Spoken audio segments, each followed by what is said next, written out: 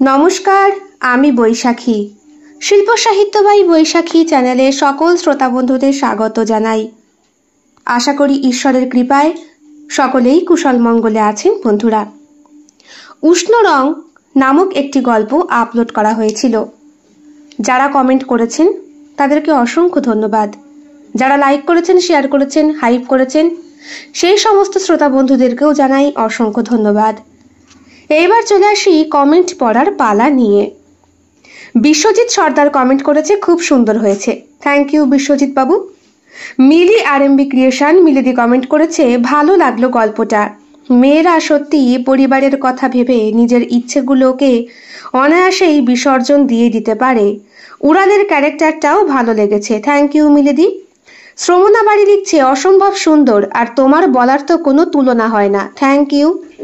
শ্রেয়া দাস লিখছে, দিদি ভাই আমি গল্প শোনার আগে লাইক কমেন্ট করে দিয়েছি। Thank you so much Shreya.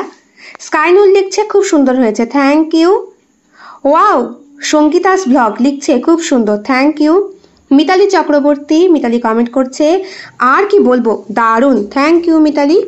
Sucheta Pal লিখছে, ক্লান্ত শরীরে অনেকটা টেনশন নিয়ে রাতে ঘুমোতে গেলেও হেডফোন সাথে তোমার গল্প একটা আলাদা রিল্যাক্সিং মুহূর্ত দিদি। থ্যাংক ইউ সো মাচ এত সুন্দর মন্তব্যগুলো করার জন্য। আর এক একটা মন্তব্য আমার কাছে শক্তি যোগায়।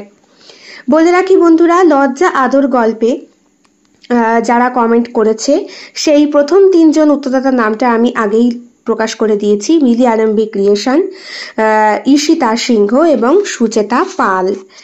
আর ফ্ল্যাটের সুন্দরী বৌদি গল্পের প্রশ্ন পর্বে প্রথম 3 জন সঠিক উত্তরদাতা সুচেতা পাল, বন্দনা চক্রবর্তী এবং মিলি আরএমবি ক্রিয়েশন।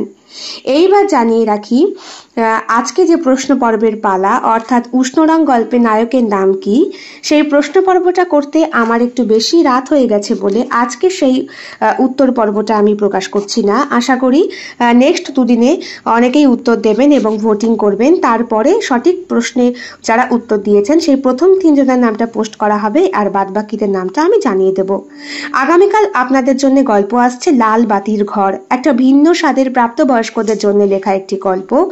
ঠিক 3টের সময়, অর্থাৎ বিকেল 3টের সময় চলে আসবে গল্পের শর্ট ভিডিও। আর রাত্রি 11টায় সম্পূর্ণ গল্পটি শোনার জন্য অবশ্যই প্রিমিয়ার জয়েন করতে কিন্তু আপনারা একদম ভুলবেন না, কারণ আপনাদের এক একটা সহযোগিতা আমাকে অনেকটা পরিমাণে সাহস, শক্তি আর অনুপ্রেরণা যোগায় নেক্সট আরও একটি নতুন সৃষ্টি গল্প লেখার জন্য।